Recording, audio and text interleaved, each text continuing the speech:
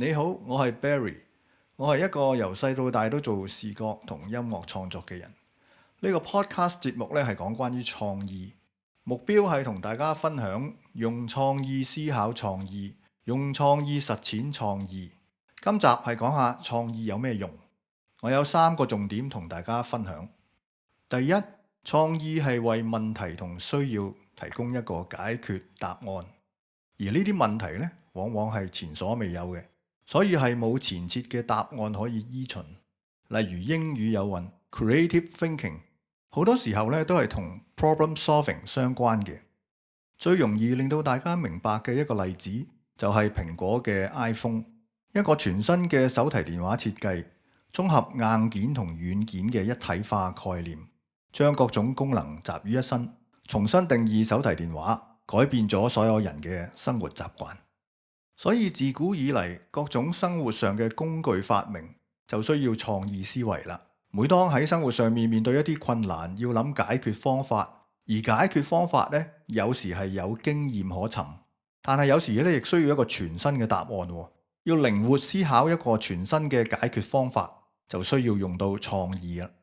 但大部分嘅人呢，總希望因循其他人做過嘅方法，而唔會去諗自己獨特嘅答案。因為咁樣做風險會比較低，而創意要實踐嘅話呢，就要有冒險精神。但係如果你熟習咗創意思維，好多有風險嘅成分呢，其實都可以喺預計之內嘅。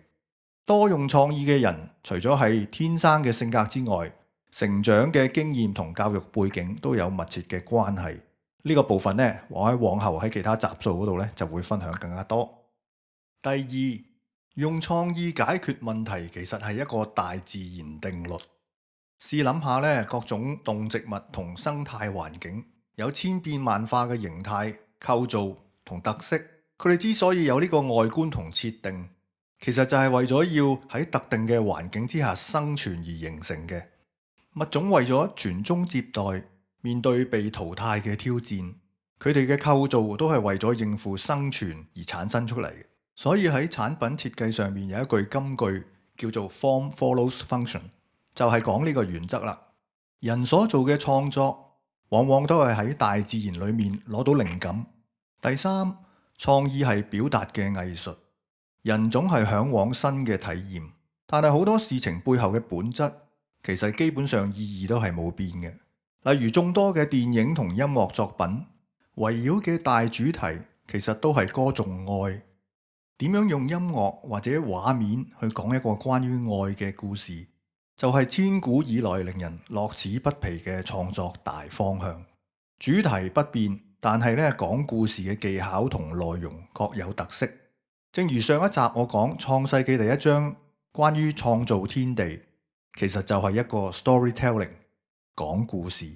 所以創意好多時候都係圍繞一個大眾有共鳴嘅主題，而不停咁提供作品，令人有全新嘅體驗。呢個就係受眾最向往嘅事情。點解觀眾會咁中意呢？因為佢提供咗個人以外嘅經歷，豐富咗我哋嘅生活。人最向往嘅嘢就係生命裏面有豐富嘅歷程，而創意呢，就係製造咗呢啲養分。